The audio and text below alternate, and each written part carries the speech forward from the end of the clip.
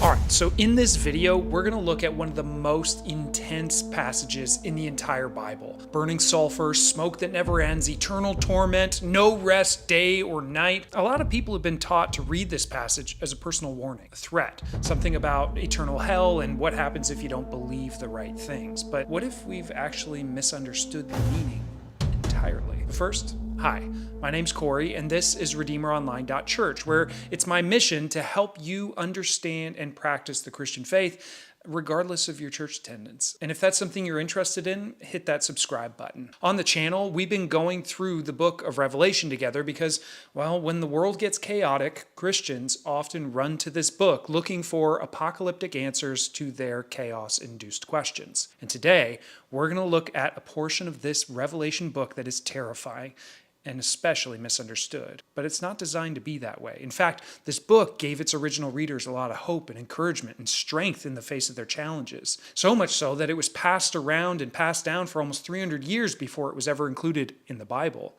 And I think if we properly understood it, it could do the same kind of thing for us. So let's talk about three angels, what their strange but powerful messages meant to the early church, and what it could mean for us today. Then I saw another angel flying in midair, and he had the eternal gospel to proclaim to those who live on the earth, to every nation, tribe, language, and people. He said in a loud voice, "Fear God and give him glory, because the hour of his judgment has come. Worship him who made the heavens, the earth, the sea, and the springs of water." A second angel followed and said, "Fallen, fallen is Babylon the Great, which made all the nations drink the maddening wine of her adulteries." A third angel followed them and said in a loud voice, "If anyone worships the beast and its image and receives its mark on their forehead or on their hand, they too will drink the wine of God's fury, which has been poured full strength into the cup of his wrath. They will be tormented with burning sulfur in the presence of the holy angels and of the Lamb,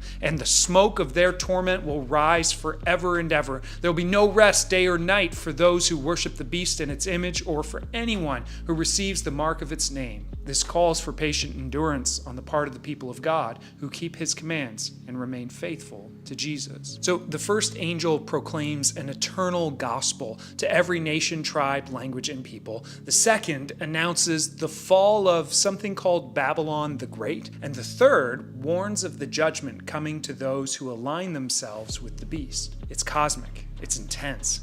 And for many of us, it might sound like some scary bad news, but John calls it an eternal gospel. In other words, gospel, literally means good news, not just for individuals, for the whole world, which raises kind of an interesting question. What part of drinking the wine of God's fury, torment with burning sulfur, smoke of their torment rising forever and ever, no rest day or night, what part of that could possibly be good news?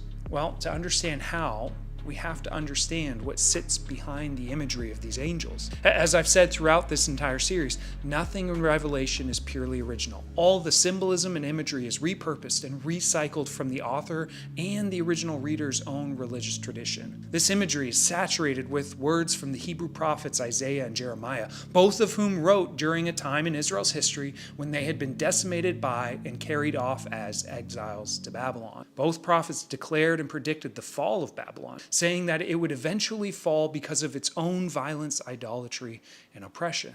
And here's the key.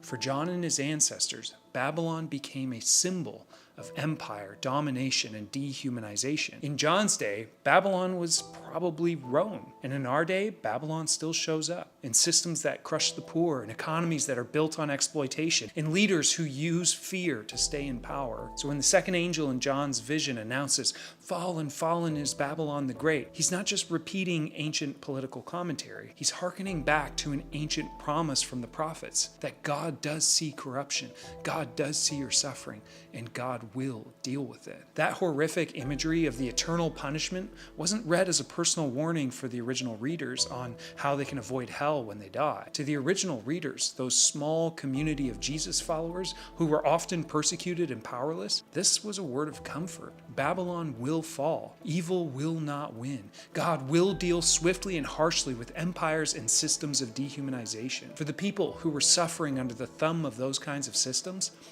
this was good news. And that kind of brings us back to the first angel, right? Who proclaims an eternal gospel. I want to pause here Because when we hear the word gospel, many of us think about how Christians usually talk about being saved or salvation. Typically, it's summarized as, say a prayer, believe in Jesus, and go to heaven when you die. But that's really a flattened gospel. And while it contains a small piece of the truth, it leaves out the heart of the biblical story. In Scripture, the gospel is not just about your afterlife. It's about God's justice breaking into this world. It's about Jesus being crowned as king and God making all things new. It's Isaiah's vision of swords being beaten into plowshares and God returning to be with his people. It's Amos crying out, let justice roll down like the waters. It's Jesus saying, blessed are the poor, for theirs is the kingdom of heaven. In Revelation 14, this gospel isn't just about a person praying a prayer. It's for every tribe, language, and people, because the healing of the world is coming. The true Christian gospel is cosmic, it's political, and it's personal. That's what the third angel is announcing. Those who align themselves with the beast, who give their loyalty to empires and systems of domination and evil, they will face judgment. And yeah, that's sobering. But again, this is good news if you're the one being crushed by the beast. It means God's not neutral. He's not going to let that injustice go unanswered. And right at the end of this section, we get this quiet but powerful reminder that all of this calls for patient endurance on the part of God's people who remain faithful to Jesus. You see, this is what Revelation is really about. It's not escaping this world, but staying faithful in it. Not predicting dates. It's about resisting empires. It's not about fearing judgment. It's about trusting that God will put this world back together again, because the gospel isn't just about getting into heaven. It's about how God will re-merge heaven with earth. So if you're tired of a small gospel, if you've been told, hey, your job's just to stay quiet, pray the prayer, and then wait for heaven, if you've seen how injustice gets excused, or how Babylon still gets praised, how people suffer under systems that claim to speak for God, then hear the message of these three angels. The gospel is bigger than you imagined. Babylon will fall, and those aligned with the empire will pay. And for now, your faithfulness matters. God will make all things new. I wonder what that faithfulness looks like for you. What does it look like to resist Babylon in your life, to stay faithful to Jesus as you wait for God? And if you want some help getting some clarity and direction on what exactly that might mean in your life, let's chat. Throw a wave emoji in the comments. I'd be happy to sit down with you one-on-one over a video call or email, just to make some space to make sense of your spiritual journey, even in the midst of Babylon. And if you want to stay up to date on everything we got going on around here at redeemeronline.church, you can join the email list by tapping one of those links in the description below. And if you want to support this work that we're doing, there's a link to donate down there as well. And lastly, every Monday morning, we have a weekly live stream where we pause to pray and read scripture and reflect together. And you can find that here on the channel Monday mornings at 9:05. Thanks for watching. We'll see you next time.